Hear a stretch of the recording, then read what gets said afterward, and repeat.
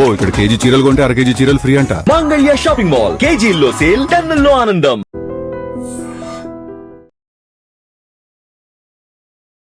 Welcome to ITM news. This is Pavan. నిన్న నల్గొండలో జరిగిన ఇన్సిడెంట్ అయితే ఎంతో మందిని కలిసివేసిందని చెప్పుకోవచ్చు. కన్న తల్లి తన బిడ్డను బస్టాండ్లో వదిలిపోవడము, ఎంతో మంది టీవీ ముందు చూసుకుంటూ ఉన్న వాళ్ళు కూడా చాలా బాధాకరం వ్యక్తం చేసినట్టు పరిస్థితి. సో అదేవిధంగా ఇప్పుడు అసలు పబ్లిక్ దాని గురించి ఏమనుకుంటున్నారు, ఎందుకు కన్న తల్లి ఏంటి ఈ విధంగా వదిలేసింది, అసలు మహిళలు ఈ విధంగా ఎందుకు తయారవుతున్నారని చెప్పేసి పబ్లిక్ని అడిగి తెలుసుకుందాము.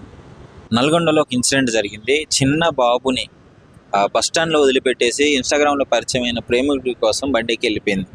దానిపైన అసలు మీ స్పందన ఏంటి?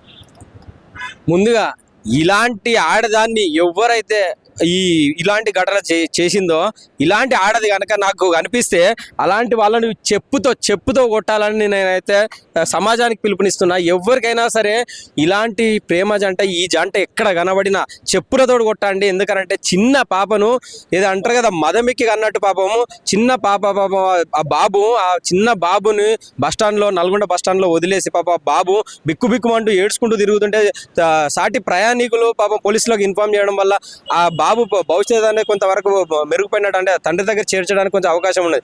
లేదంటే పాపం ఇక్కడ రోడ్ల మీద అడుక తినే వాళ్ళకో లేకుంటే వేరే వాళ్ళకు పాపం ఆయన అడుక తినే పొజిషన్ వచ్చు. ఏదైనా రైల్వే స్టేషన్ అనో బస్ స్టాండ్ అనో ఒక బిచ్చగాన్లాగా మారే పరిస్థితి ఉండు. అంటే పిల్లగాడి అంటే భవిష్యత్తు గురించి ఆలోచించకుండా పిల్లగాని కని గాలికి వదిలేసిన ఇలాంటి తల్లిదండ్రులను చెప్పుతో కాదండి, ఇలాంటి వాళ్ళు ఆడ జాతికే అవమానం అండి.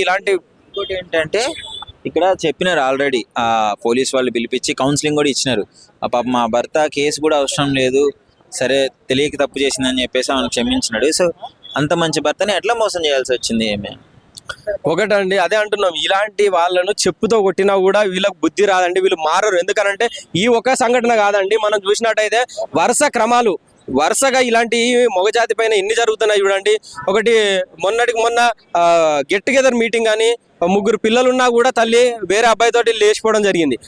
మొన్నటికి మొన్న హనీమూన్ కని తీసుకుపోయి ఆయనను అక్కడ చంపేయడం జరిగింది. మొన్నటికి మొన్న ఒక పెళ్లి చేసుకున్న 4 రోజులకే ఆయనను రైస్ కుక్కర్లో మటన్ కొట్టినట్టు పాపం కైమా కొట్టి వాళ్ళను రైస్ కుక్కర్లో పెట్టి ఉడకబెట్టి చంపేయడం జరిగింది. ఏంటిదండి, అంటే ఈ సమాజం ఏడిపోతుంది. ఇలాంటి వాళ్ళకు తగిన బుద్ధి జరగాలంటే నేను చెప్తున్నా అండి, తప్పకుండా చీపులతోటి కొట్టి వీళ్ళను గ్రామ బహిష్కరణ చేస్తేనే మంచిదండి. ఇలాంటి వాళ్ళను సొసైటీలో ఉంచదండి. ఎందుకంటే ముక్కుపచ్చలారని పిల్లలు పాపం, వాళ్ళకు తల్లి తప్పించి వేరే ప్రపంచం తెలియదండి. అసలు ఇలాంటి దాన్ని తల్లి అంటారా? ఇలాంటి వాళ్ళకు బుద్ధి రావాలంటే చీపురతో కొడితేనే వాళ్ళకు బుద్ధి వస్తారండి. ఇంకోళ్ళు మారుతారు. లేదంటే ఇలాంటి వాళ్ళని చూసి కొంతమంది ఇన్స్పైర్ అయ్యే అవకాశం కూడా ఉంటుంది. కాబట్టి తప్పకుండా వీళ్ళను మనము వదిలేస్తే సొసైటీకే బ్యాడ్ నేమ్ అండి. ఇలాంటి వాళ్ళని ఎక్కడ దొరికినా చెప్పులతో కొడితేనే ఇది మంచిదని అనుకుంటున్నాను. Thank you. నమస్కారం. నమస్తే అండి. ఒక కన్న తల్లి తన బిడ్డని బస్ స్టాండ్లో వదిలేసింది, ఒక ప్రియుడి కోసం. అవునవును, చూశాను, నేను టీవీలో చూశాను. అది నిజంగా చాలా అన్యాయం ఉండేది. ఎందుకంటే ఈ మధ్యకాలంలో నేను నా చిన్నప్పుడు వినేవాడిని, పాము పిల్లల్ని కన్న తర్వాత కొన్ని పిల్లల్ని అదే తింటుందని. అలా పాముల్లో తయారయ్యారు ఈ మధ్య చాలామంది ఆడవాళ్ళు. ఈ సందర్భంగా పాట గుర్తొస్తుంది నాకు. అందశ్రీ గారు రాసి పాడింది, మాయమైపోతున్నాడమ్మా మనిషన్నవాడు అనే పాట. మానవత్వమే లేదని, నిజంగా మానవత్వం లేకుండా ఇప్పుడున్నటువంటి ఆడవాళ్ళు ఎలాంటి ఎథిక్స్ లేకుండా తల్లి స్థానాన్ని అగౌరవపరుస్తూ, తల్లి స్థానాన్ని సర్వనాశనం చేస్తూ, తల్లికి ఉన్నటువంటి భావాన్ని కూడా సర్వనాశనం చేస్తూ ఇప్పుడు సమాజంలో చాలా దుర్మార్గంగా ప్రవర్తన చేస్తున్నారు. అంత చిన్న వయసులో ఆ బిడ్డను వదిలేస్తే ఆ బిడ్డ ఏమైపోతాడని జాలి, దయ, కరుణ కూడా లేకుండా నిజంగా ఇంత రాక్షస గుణంతో ఎలా పుట్టారు వీళ్ళు కూడా ఓ తల్లికి పుట్టినోళ్ళే కదా. వాళ్ళ తల్లి అంత అందంగా చూసుకున్నప్పుడు వాళ్ళ బిడ్డలను కూడా చూసుకోవాలి కదా. నిజంగా చాలా బాధేస్తుందండి. ఇది జరగకుండా ఉండే బాగుండు, జరిగి చాలామంది హృదయాలను కలిసివేసినటువంటి సంఘటన. ఒక బిడ్డని బస్టాండ్లో వదిలేసి ప్రియుడితో పారిపోవడం, నిజంగా అలాంటి తల్లులు ఉంటేనేమి పోతే ఏమి, చాలా బాధేస్తుంది. సో తర్వాత పోలీసు వాళ్ళు పట్టుకున్నారు, బాబును వాళ్ళ తండ్రికి ఇచ్చినారు, ఆమెకి కౌన్సిలింగ్ ఇచ్చినారు. బట్ ఇలాంటి వాళ్ళకి ఏమన్నా చట్టాలలో శిక్షలు ఏమన్నా కొంచెం కఠిన పరిస్థితి బాగుంటుంది అనుకుంటున్నారా ఇట్లా వదిలేయకుండా? ఖచ్చితంగా శిక్షించాలండి. వాళ్ళు కౌన్సిలింగ్ ఇచ్చినా ఇంకోటి ఇచ్చినా నిజంగా సంఘటన తెలుగు రాష్ట్రంలో మరుపురాని సంఘటన. అంత చిన్న వయసులో ఉన్నటువంటి ఆ పసిబిడ్డని, ఆ పసి మొగ్గని రోడ్డు పైన అక్కడ బస్టాండ్లో వదిలేసి ప్రియుడితో పారిపోవడం అంటే నిజంగా ఆమెను ఏ విధంగా శిక్షించినా తప్పులేదు. ఇప్పుడు ఆడజన్మెత్తినందుకు సిగ్గుపడాలి ఆమె నిజంగా.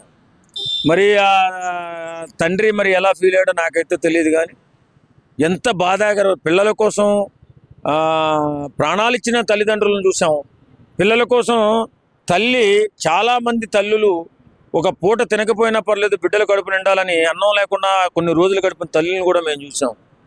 బిడ్డల కోసం ప్రాణాలు ఇచ్చిన తల్లిని చూసాం. బిడ్డల కోసం రక్తాన్ని ఇచ్చిన తల్లిని చూసాం.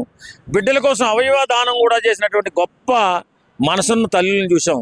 కానీ ఈ మధ్యకాలంలో ఈ తల్లులు పాముల్లో తయారై చిన్న బిడ్డల భవిష్యత్తును సర్వనాశనం చేస్తున్నారు.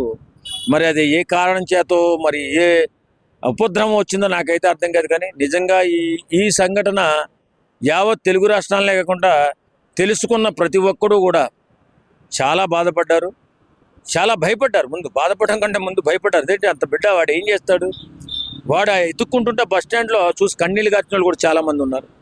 నిజంగా ఆ తల్లిని చాలా కఠినంగా శిక్షించాలండి.